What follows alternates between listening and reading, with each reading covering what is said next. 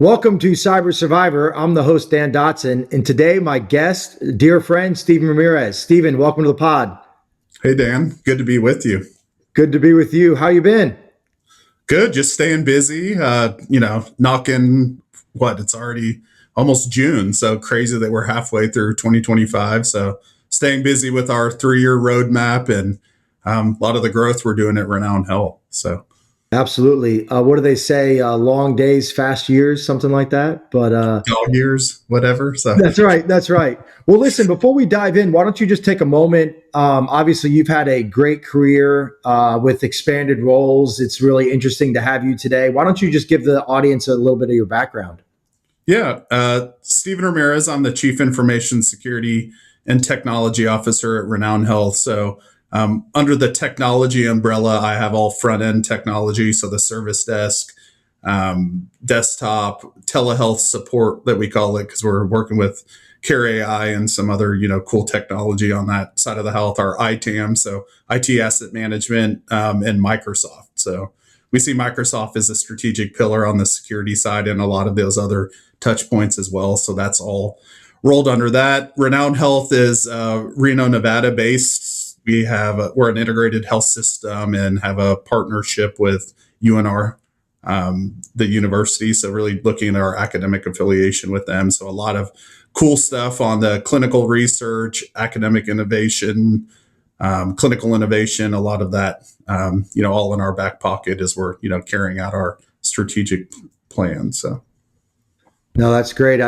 We're definitely going to dig into the coming together between your CISO role and your Chief Technology Officer role. But before we do that, you've been around cyber for a long time, Steven. How have you seen the healthcare ecosystem respond over the last, 5 or 10 years as the threats have increased? What have you observed from your lens on what we're doing right and what we need to strengthen at the industry level?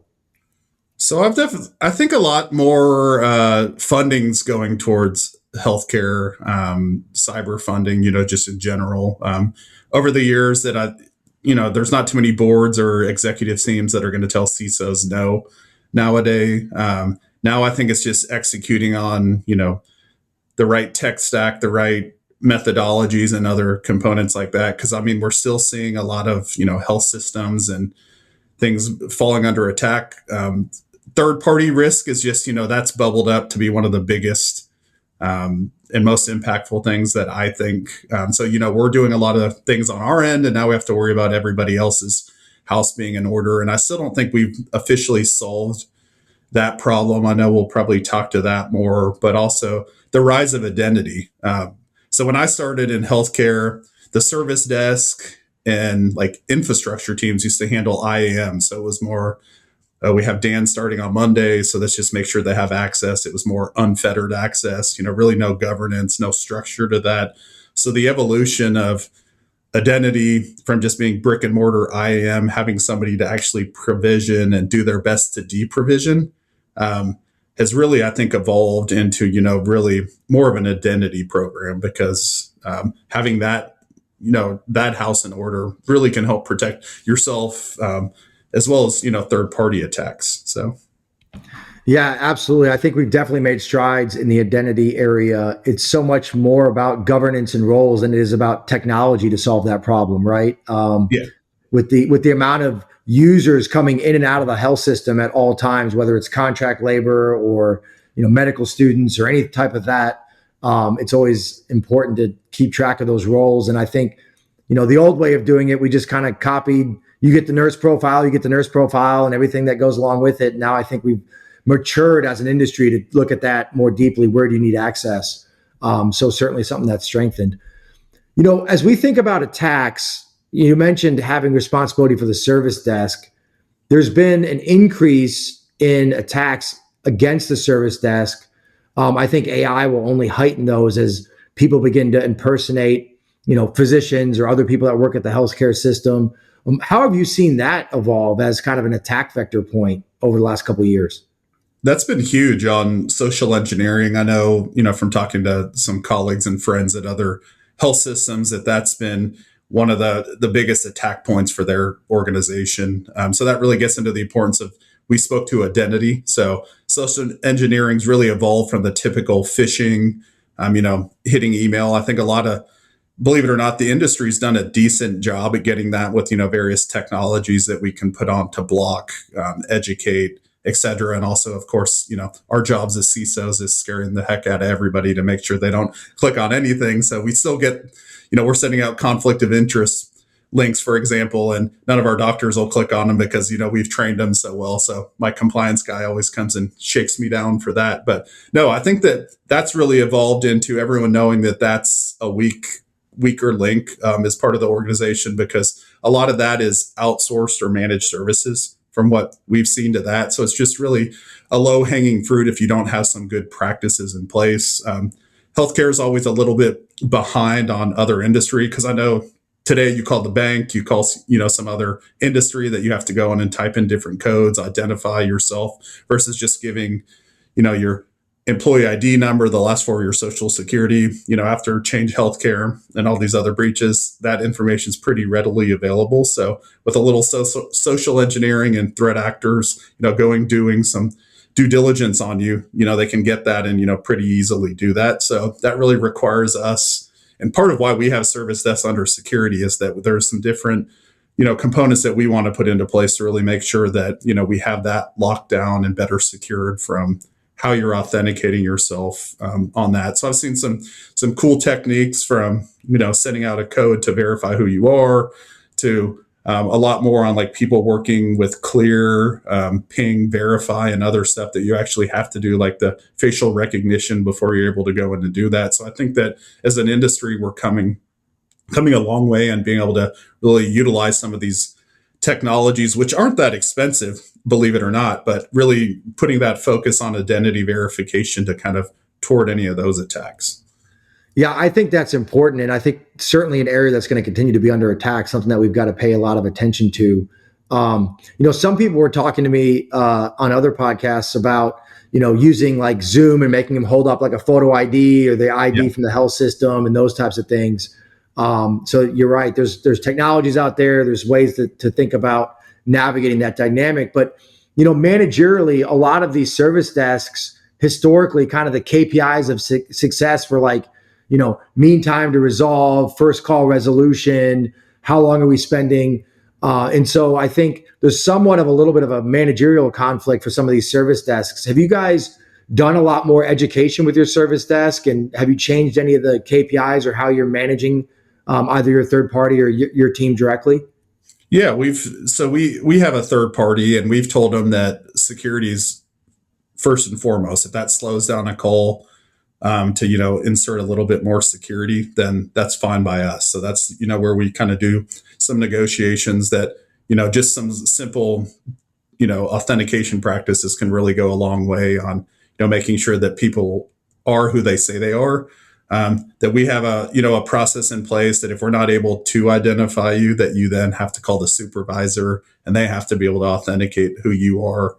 But I do know a lot of health systems that do the Zoom verification and or make you go to the physical security office as well before you can do that. But yeah, it's ever evolving. But yeah, once you have that locked down and kind of that balance between security and operational continuity, that's really goes a long way. Yeah, absolutely. You joked earlier, Steven, about getting some flack for physicians not clicking on links that they should click on because we've educated them so well. How have you seen the other areas outside of IT within the healthcare system and on the clinical side respond to all these security controls? Are you beginning to think that those folks are understanding more now that we're seeing so many attacks that are successful in disrupting care in other institutions? I mean, what's the cybersecurity culture like on that side?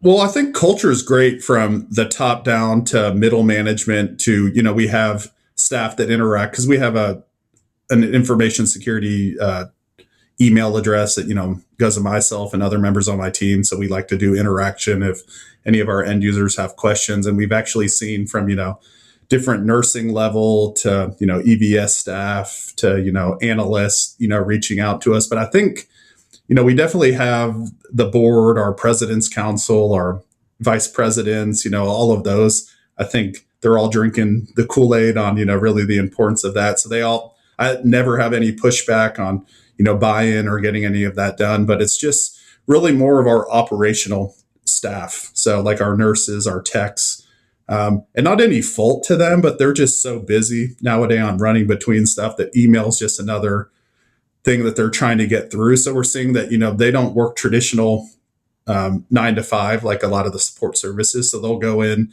and try to get caught up on our emails. So we're seeing that we had about a 25% click rate on stuff like that because they were going in and trying to get caught up on emails and thinking they're missing something versus, like the UNI members and, throughout the organization that live and breathe an email. They're like, oh, that doesn't sound right because, we go to these meetings. Steven says if these kind of, suspicious link comes out, we should report them. And, we've done a really good job of, kind of educating that level, but it's just more on, they're doing 100 things at once, and that's really not a core competency to them. So there's some different, based off of that, there's been some different approaches that we've blocked external email for certain staff just because, again, taking out the human error, they're not maliciously doing it, but it's like just a way that we can combat that and mitigate that risk. So we're able to do a little use case and put a couple thousand into a bucket that don't receive external emails. And that was able to reduce that 25% click rate. So, that's the way saying that we can mitigate, going through the whole risk management paradigm, mitigate risk. And we've seen that as a huge success, but still getting into the core of people clicking and different education types. That's where I think AI is going to be huge, that we're exploring a tool that's going to do more interactive training based on role-based training, based on real events that are going out there, that if you do click on the phishing email, that it does do in real time, some more of that interactive training to really understand like kind of the core of what made you look at this, things that you should look for, and kind of is adaptive as part of that, AI experience. So I think that's where AI is going to be really great on, kind of getting more into the core of role-based training for people, what they need to look at. But there's just so many different pieces coming through. Like they'll try to come at you on Teams, phishing, the social engineering, the spam bombing, hitting people on like their personal devices on pretending to be like the CEO to say go buy gift cards, people hitting people on their personal email. We've had different staff member report that people will try to do like extortion things on LinkedIn and other pieces. So it's like they're trying to get creative, and it's different, I guess, threat actor groups on kind of their intent to, get money, to, get your credentials, to get your data. So it's, it's continuing to evolve, and AI just makes it easier to kind of have more maybe non-English speaking and or, imperfections in emails that we would be able to see before, to almost make those impossible to tell the difference. And of course, voiceovers and deep fakes, somebody come on as me or you to try to manipulate somebody, say on our service desk or security team, to make, a change for their organization. So, yeah, I think that you're right. You mentioned some areas that AI can help the good guys, so to speak, with education, role-based, that kind of stuff. But you also mentioned our adversaries are using those, not only to impersonate new deepfakes, but also to identify who they want to target, right? I mean, like historically, at Fortified, for example, if someone joins, like, you mentioned the CEO text message, like they get a text message within like hours of changing their LinkedIn, somebody claiming to be me. But what we found last month, which was really interesting for the first time, was somebody's spouse actually got hit like the same day, right? And so they're running all these algorithms in the background to try to figure out all these different attack vectors that they can use to hopefully, try to get in. But I thought it was interesting that they even, made the linkage of like, hey, you joined and you work there. This is the CEO. This is your wife. And now I'm attacking her. I'm like, that's a pretty advanced set of capabilities, but nothing happened, luckily. But yeah, it's going to probably continue to evolve to get the different family members and all of that. So that's why it's always important to watch what you post on social media, especially being in the security profession and other stuff. The one thing I love about our phishing tool is we use abnormal AI. So it's really great about breaking down the type of tactic, like on the emails it's blocking, if it's like extortion, if it's like credential harvesting. And then it also shows the top targeted team members. So it's like we're able to then use that data. Like obviously, we're always going to see our CEO, like our people in accounting, finance, people that they're doing that social engineering that you and I are speaking to. But if we see people that are popping up as like our major GIF officer or somebody in these other areas, we can start to look at the why.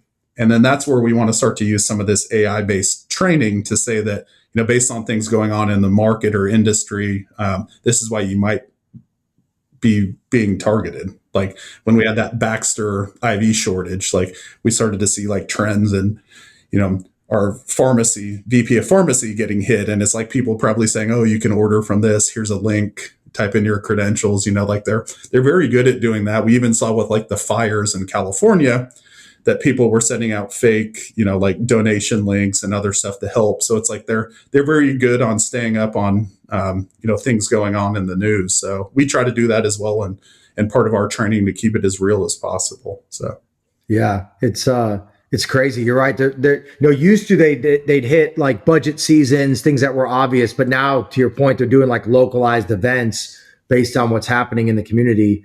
It's just a tragedy from that front. But let's shift gears a little bit and talk about third-party risk. You mentioned it earlier, and for those of you unfamiliar with it, third-party risk is, this notion that, in order to run a healthcare organization, you have hundreds of vendors that you connect with to coordinate and deliver care within your communities. And each one of those is a third party to the health system. And so from a cyber lens, what we're trying to focus on is how do we manage that risk to an appropriate level so that we can exchange data responsibly, coordinate care, deliver top quality care, while also making sure that we're safe, not only from a data perspective, but also from a systems perspective, because we're so reliant on this technology to deliver care that if there is a disruption, it could really mess up with care in those communities.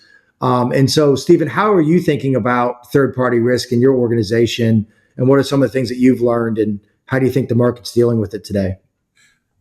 Well, I know you and I and Russ have all talked about just like how we need to approach that. So I'll get into that. But like from I think and most of the industry is doing a good job on intake. Like we partner with you to do all of that because it's a lot of work to go through, chase down vendors, changing questions based on the landscape, things like AI. So I know that, now we have that capability to look at AI based technologies or technologies that have that. But again, it is the importance of, we saw with Change Healthcare, most recently with like DaVita. I thought they actually did a pretty good job of their continuity program of downtime forms. I haven't heard if they're back up even yet, but I guess that's really shows how good they have done. But like, to your point that, it's really understanding the dynamic and touch point that a third party has in your organization. If it's like an operational, if it's someone like a DaVita that's going in there and, supporting your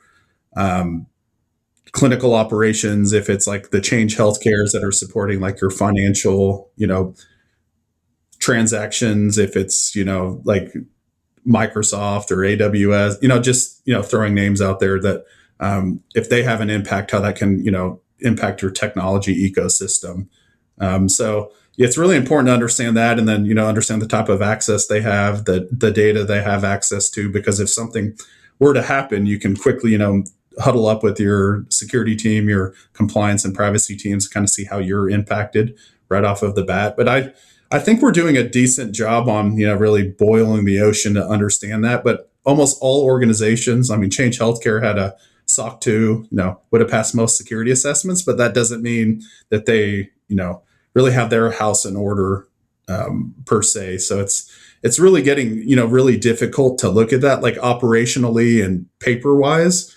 We can really do a lot to that. Like from our organization, we do our risk management process. I have to sign off on any contract that comes through to really say that we've done our security due diligence, and I can obviously approve or deny based off of if it's high risk. And if it's high risk, we have to have those discussions with the business to then push back on the vendor, or unfortunately maybe look at another vendor. So I think we do a good job of that holistic intake process.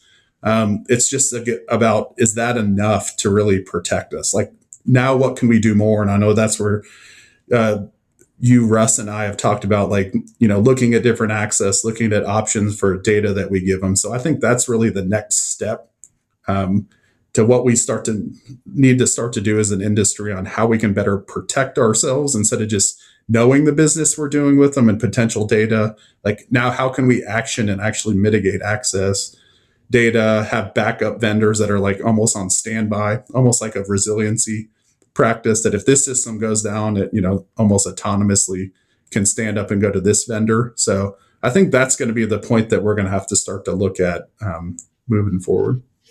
Yeah, I think it's a huge challenge. You talk about, do you have a backup vendor for resiliency? Do you go to two vendors? I think certainly in some areas that may make sense. I think there's downside to that strategy too, right? You're increasing your attack surface by more connection points to more vendors.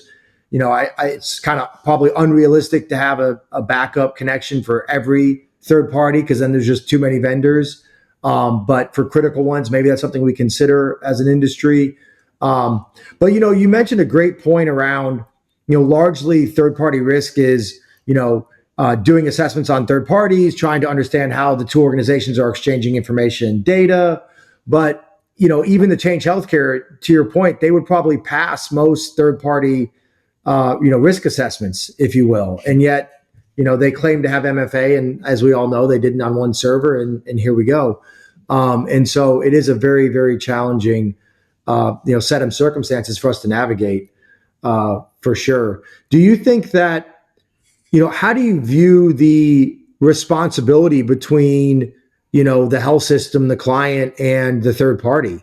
Because oftentimes in the news, what gets publicized, what gets disrupted is care within the health system, when the breach actually happened at the third party that just impacted the health system. Like, how do you see that playing out over time?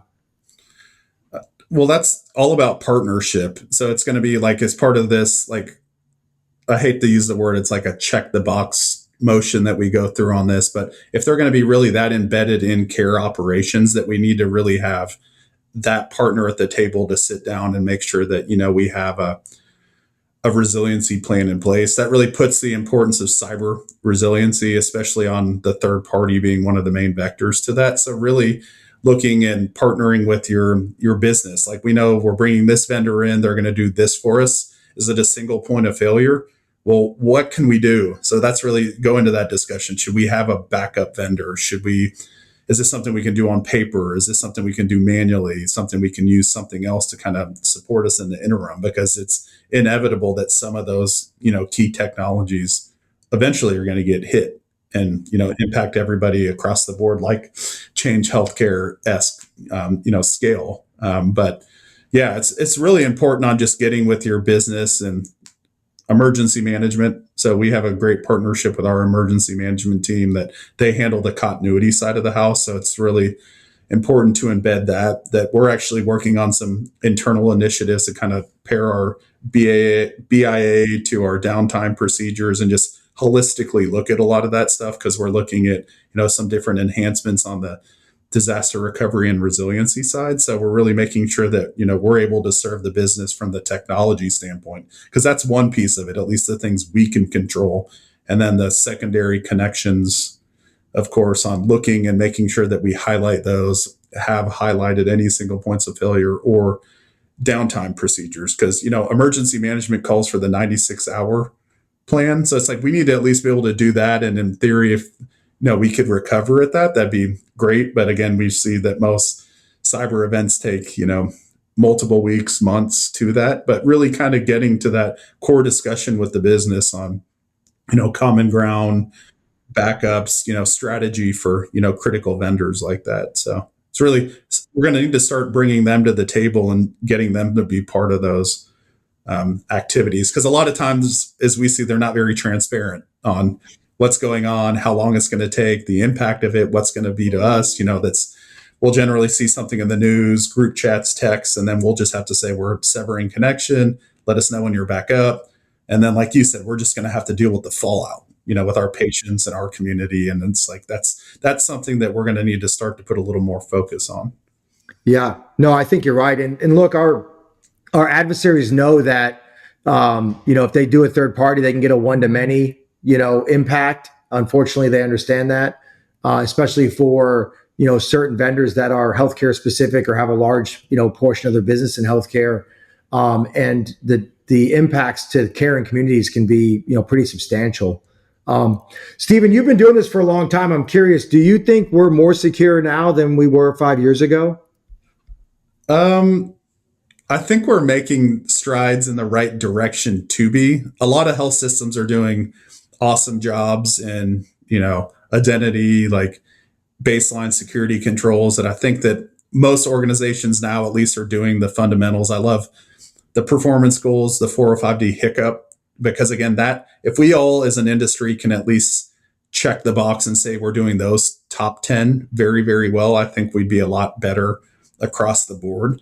But it still challenges with the business and the concept of, oh, that's going to make my job harder if I have to authenticate, or this is going to make us harder if we can't do this. So I think it's still, an ever evolving discussion point on that. But I think our attack surface has also grown, that, us with the digital transformation pushed out more. So under the traditional everything hosted on site, I think we would all be, A pluses on all of that. But our attack surface is stretched out so much with remote workforce, with us using third parties, things being cloud hosted, a lot of these net new technologies, and a lot of startup organizations. So that's where I always call it the low and poor code. So that's where we're seeing zero day vulnerability. So it's like different pieces on that. So it seems like there's, 5 or 6 just different methods to do that it's, very hard to do that, especially as, there's mergers and acquisitions too. That just opens the door a little bit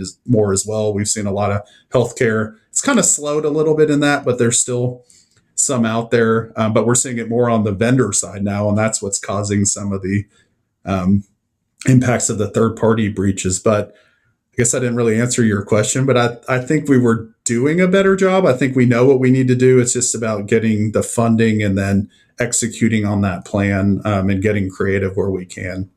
Yeah. No, I think you're right. I would say that we've certainly made strides in lots of areas. I think for the kind of middle market, smaller healthcare organizations, they oftentimes know what to do, but funding is a really big challenge, right? I mean, every dollar that we put into IT or cyber is a dollar away from the bedside. And, if you're a standalone hospital or a rural hospital, that becomes quite challenging at some point, to be able to do that. And you can get creative though. And it's like, I think small to mid-size is where you can make the biggest mark and impact. Like it's a lot easier to go through and do different, like blocking external email is a no cost solution. It's like a lot of work to go through and do components of that. MFAs, Microsoft gives that to you now. So it's like you should be able to MFA that.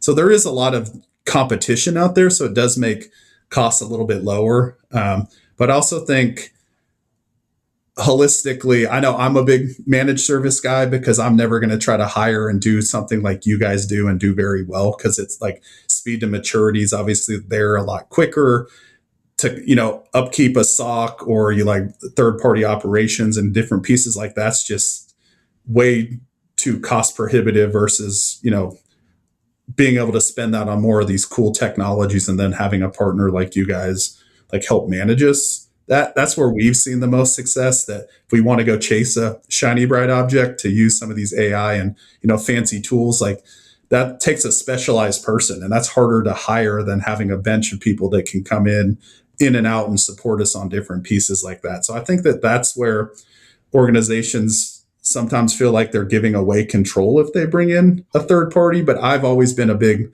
proponent of that because it helps us, execute quicker. It helps us embrace new technologies, and then helps us really get speed to maturity a lot quicker on that. So that's where I think that we can help. And I think prices, again, are getting, just with competition, a lot more competitive. So if we're able to focus on some of these key core competencies like social engineering and phishing, like we had talked about, identity, and then like third party risk. And that just ties into your overall risk management, knowing your impacts, third party being a big component of that now, that you can come up and have some pretty creative ways on access controls that really better protect your organization.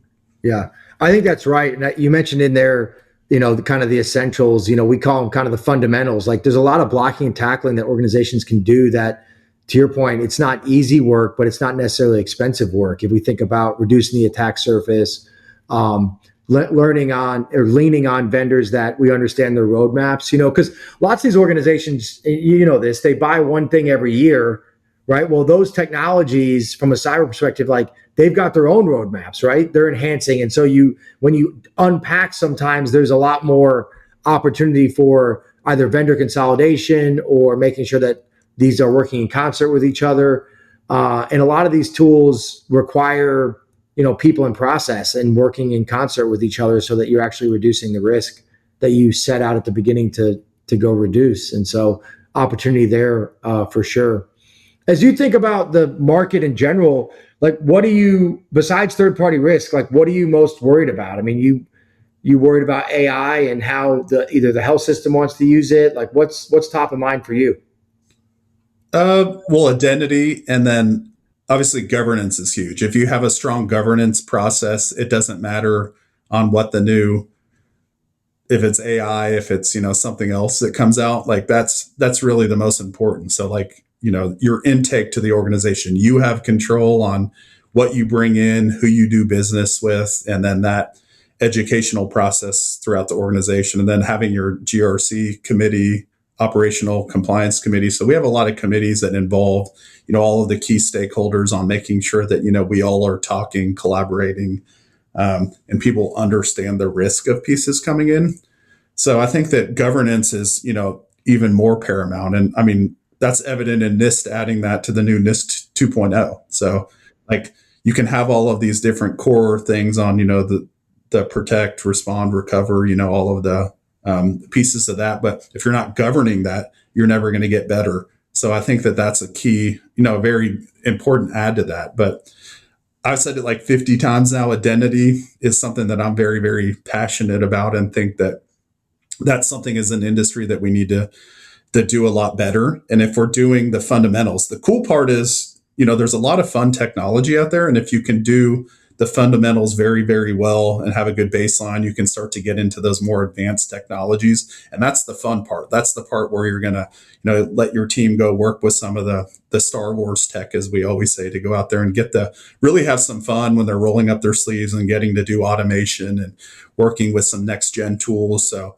that's really what we put our roadmap together on, building the baseline and then what our maturity looks like. We're not going to just buy tools to have a logo. We're not NASCAR at the end of the day. We want to have tools that we're able to, get the full functionality out and then be able to layer on additional protections. So from an identity perspective, that's what almost any root cause, you and I were talking about, Change Healthcare on MFA. It's like almost any root cause of this is social engineering, getting credentials or, credentials being out on the dark web because somebody's using, their emails and passwords somewhere else.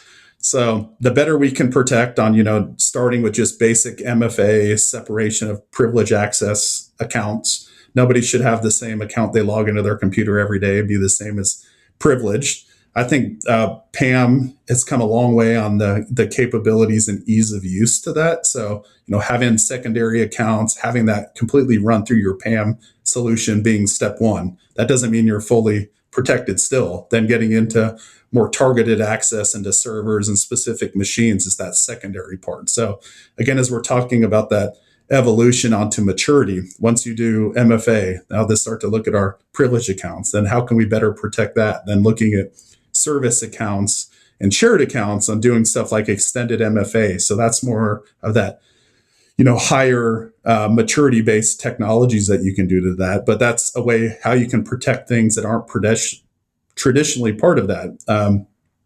Blocking RDPs and, a lot of these things that we're saying is, ways threat actors are able to ping you on the outside, looking at open port. So that's, again, all part of your access and what I like to say identity hygiene across the board. So the more of, being able to scan and vulnerability management playing into that, all of these fundamentals play into identity across the board on knowing what, your potential loopholes are, knowing your assets, being able to scan them in real time, having protections and visibilities, having those alerting in pieces. So again, once you have all of these pieces, we've talked about zero trust for 5 years, and everyone's like, huh?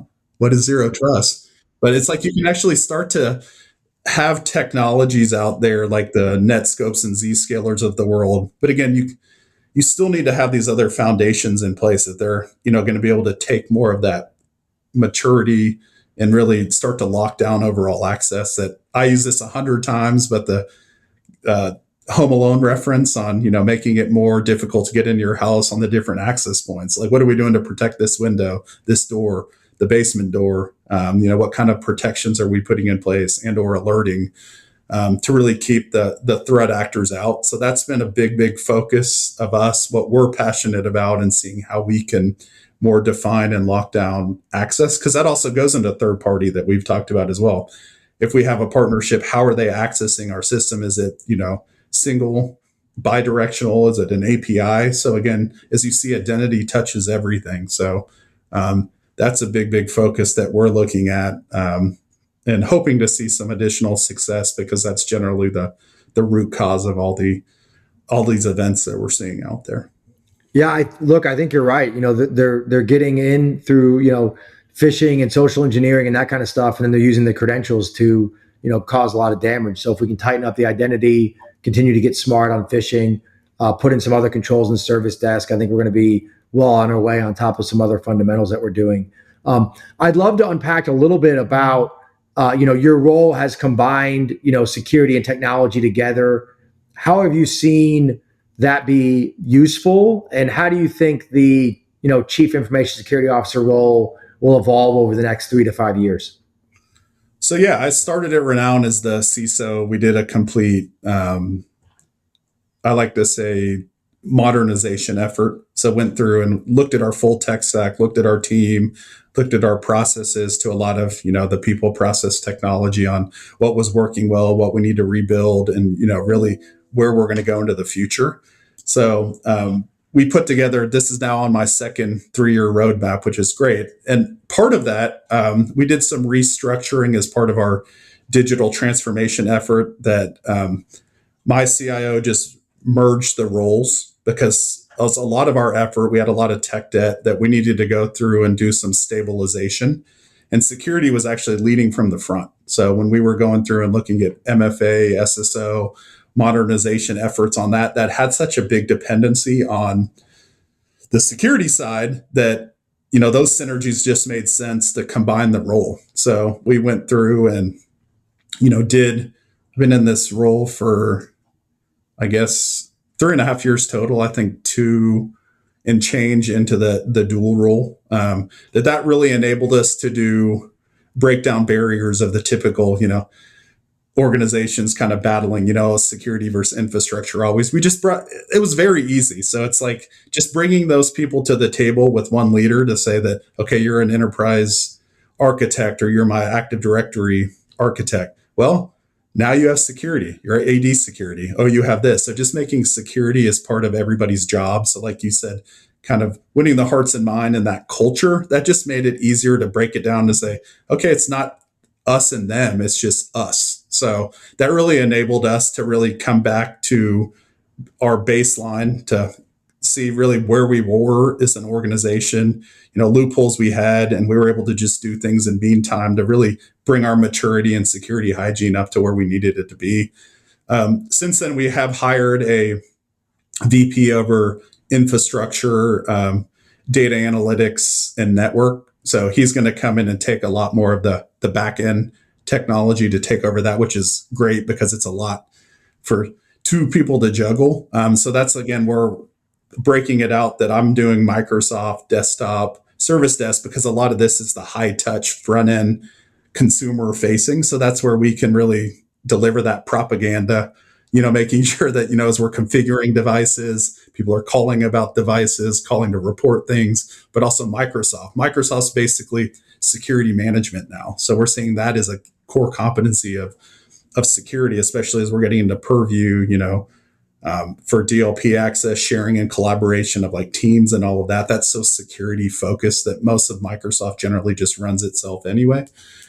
So that's where we've just seen a ton of success in that. And that's also set us up to really, really dive into our strategic plan and enhance digital transformation to a lot of this now. Having the new leader kind of at my side, us working in tandem on things like going to ServiceNow now, automations that can help us on the security side, but also his side, where we would work together on cyber resilience and business continuity, disaster recovery, and really helping better define that. But it's really been a great thing to really get our organization to be where we're at, to really baseline, to really move forward in our journey.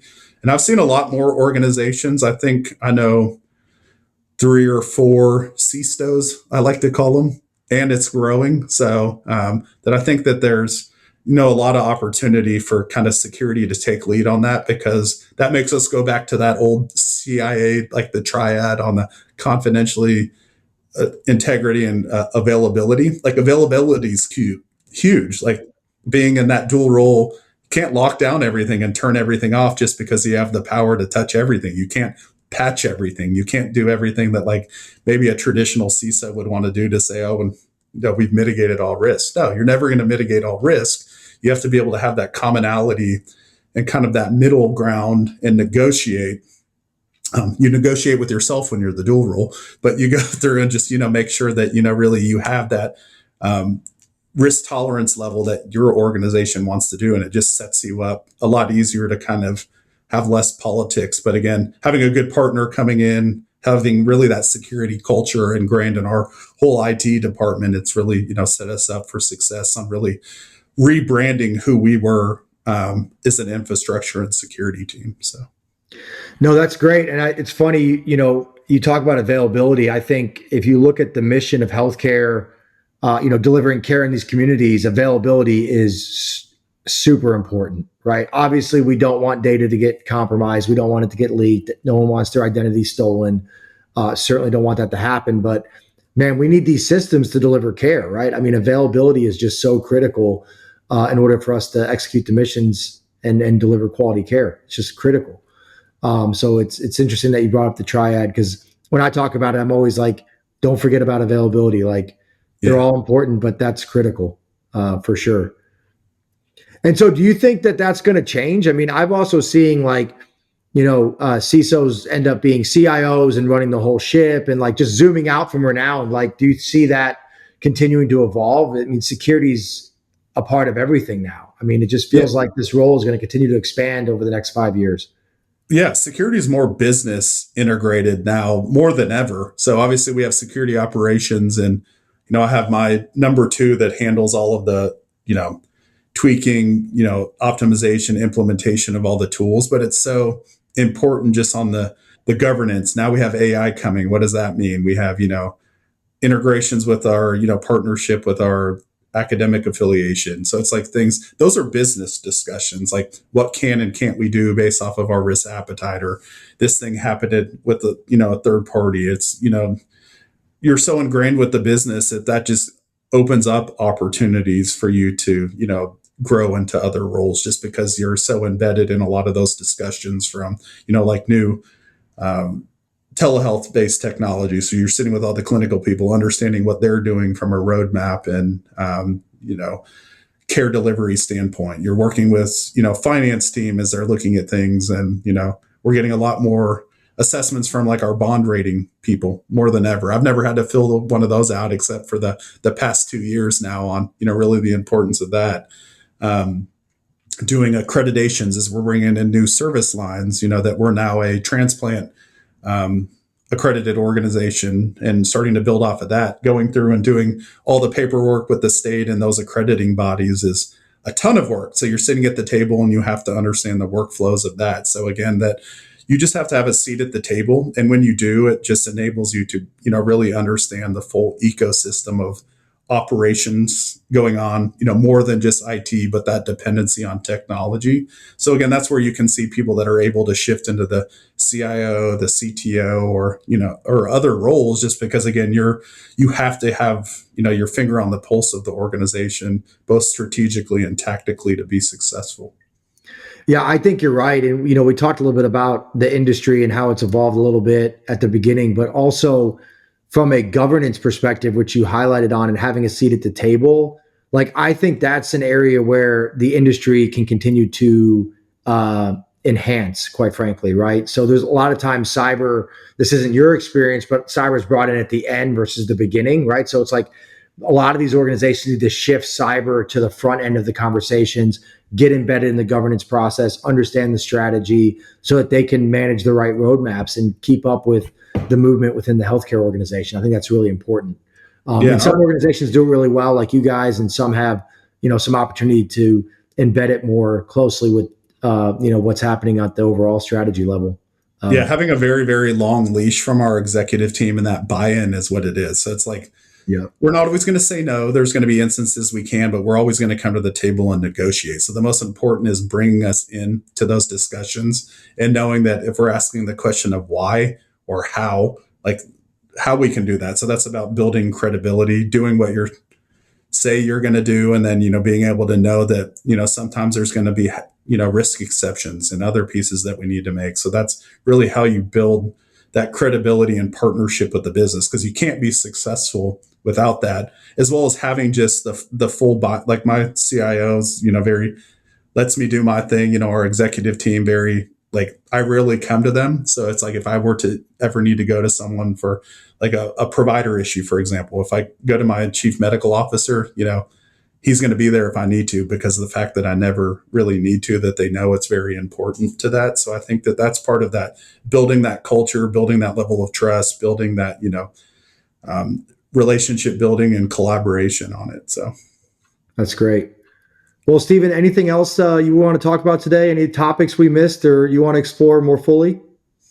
No, great discussion. So no, always good to see you, and appreciate all you're doing for the industry, and look forward to the next discussion. So you got it. Thank you so much. This is Steven Ramirez as a guest of Cyber Survivor. Thank you.